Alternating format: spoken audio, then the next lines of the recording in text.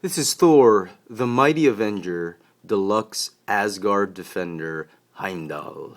The figure is part of the second wave of deluxe packed figures for the Thor, mighty Avenger movie line. And it's looking to be pretty good. I mean, at first blush, when you see this figure on shelves, you'll think, wow, what an awesome figure. I gotta get me one. And as you open him up, unravel it from its packaging, you check out the features, the figure just sort of takes a turn for the worse. So, anyway, we'll see. Here is the packaging. Thor, Mighty Avenger, and right there. This is the other figure in the wave, the second wave, the Lightning Fury Thor, and this one is actually pretty good. If you haven't picked up any of the Thor figures yet, you're saving up for, I don't know, waiting for the next best Thor. Well, this one is not a bad one to get. He's got a lot of silver paint on him, very good paint apps. I'm thinking of getting this one, but maybe waiting for it on clearance or something. And look at this. He looks like he's posing for a women's magazine or something like that. I mean, come on. It's not the photographer's fault. It's not his fault because it's Hasbro's fault. We'll see later. Insert sword to shoot lightning bolts. Insert sword to shoot lightning bolts. I'm not even gonna go there. I'm not even gonna talk about how funny that thing sounded. Anyway, insert sword to shoot lightning bolts. All right, enough. Okay. Alright, on to the actual figure itself. The figure is pretty good. The concept was okay. I think the design team had a lot of cost restrictions on this figure, and as such, they were under a lot of stress to put out a really good figure, but under very limited budget. So let's begin with the paint apps. Very cool, very nice paint apps. It really grows on you, but as you look at it more closely, I thought it would be brighter, but it's not. It's a lot more bronze than gold. I wish it were a lot more gold. It's a dark gold, sort of metallic gold. If you're looking for this figure and you see a couple on the pegs, make sure you check out the paint apps on the chest. See that there are no scratches, and on the head sculpt. The head sculpt, make sure that the gold does not bleed in with the brown and that his eyes are not cross-eyed. So that's what you and some paint overlap, excess paint on the tips of the helmet. That's about it. Everything else is perfect. Even the sword is great. So there. Okay, Heimdall, come on, stand up. Okay, size comparison. Here he is with Sword Strike Thor. I'm sure a lot of you already have this. A lot of the Thor movie fans, fans of the toy line for the movie would have this by now. I'm pretty sure of that. So good enough. They're in good scale with each other. He's got. Okay, let's do the articulation first. Excuse me. He's got limited articulation, to say the least. Let me get rid of the sword for now. Let me do this. Okay, you guys see? He's got a ball-jointed neck, which is very cool. Do a lot of dramatic poses there. No waist articulation or upper torso. I thought there'd be a cut here, but there's nothing. I think it was a last-minute thing. They decided not to do anything. No waist articulation. He's got this molded-in soft rubbery plastic waist cape. Everything is soft rubbery plastic. He's got a ball-jointed shoulder. And get this, folks, just a hinge elbow. That's it. That's right. No ball jointed, no swivel, no bicep swivel, no ball jointed elbow. It's just a swivel elbow, and not even a wrist joint. Come on. Legs have ball jointed hips, thigh swivel, hinge knee, and no ankle articulation. Can you believe it? You know what? I would have appreciated, like, fine, hinge knees, a ball-jointed hip, like Marvel Universe, the old Marvel Universe. the first waves of the Marvel Universe. No thigh articulation, they could do away with that. But please add a wrist articulation or some elbow swivel or something like that, or even a waist articulation. I wouldn't mind the lack of articulation, the legs, but the arms, they are just unforgivable. I'm sorry for the design team of the Thor movie line.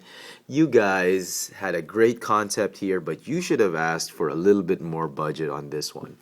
You could have reduced the size of this ginormous Bifrost base and just added more hinges and joints and whatnot, because the target market, let's face it, the target market for this figure are not the kids.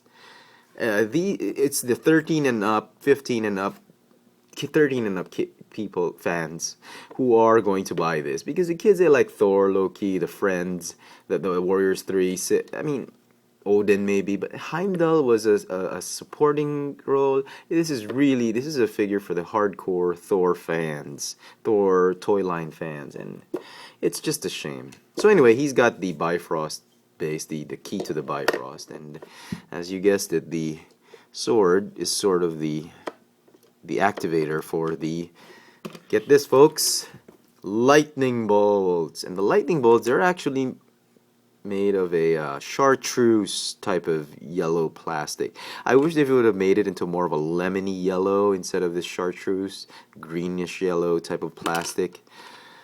But what can you do?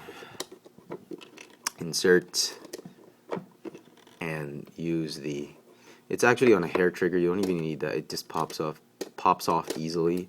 It's like a hair trigger. You just, okay, premature release. Oh, let's not even go there.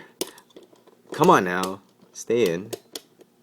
Okay, and then you use the sword, insert the sword to launch and release the lightning bolts. Okay, that's that. I'm not even gonna do it again. So anyway, there is a base that's removable if you wish. It's translucent. And there is a peg hole. You can peg, I suppose, the left leg. And he can't even, try as he might, he cannot hold the key to the Bifrost with both hands. He can't even hold it straight. I mean, because of the lack of wrist articulation, he has to sort of, like a pencil, hold it. And it's just funny. Hasbro, this figure is inexcusable. You gotta make another Heimdall. I don't care if it's a repaint. I don't care if you repaint him black, but give him freaking arm joints, please. This is just ridiculous. Anyway, so that's that. Yeah. I don't want to damage the sword because it's packaged in already a sort of a warped way. I mean, it's packaged this way, just across his chest like that. And I mean, I don't want to ruin it by just keeping it here. But okay, fine, we'll leave it there. Yeah. Okay. So there you go. Heimdall and his Bifrost. Yeah. Okay, let's not go there. Anyway, it's up to you folks. If you like Heimdall, if you're a big fan of the movie and you're a completist and you absolutely must get yourself a Heimdall, then by all means pick this figure up.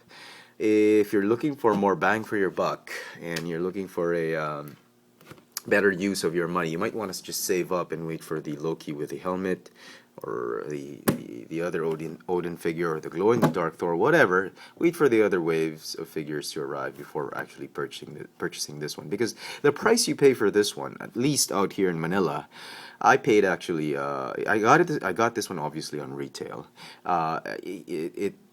The amount of money I paid for was the same amount I would pay for a regular retail of a deluxe class Transformer. So, you know, I do hope Hasbro would rethink this figure, repaint it, repack it, whatever. Do whatever you have to do, but give us a better Heimdall. But as it is, it's a great display piece. For completists out there, it's a great purchase. But for those of us who expect more for the prices that Hasbro toys are now commanding, this figure is just lacking. So I cannot full on recommend it. It's a mixed bag for me. So you guys decide whether you like it or not. So there you go. I hope this video has been somewhat helpful and insightful for a lot of you who are actually looking forward to this figure, getting it. Don't pay more than retail for it, please. There you go. The Thor, the Mighty Avenger deluxe figure, Asgard Defender, Heimdall. Open the Bifrost, Heimdall. The Bifrost. You dare. Anyway, thanks for watching.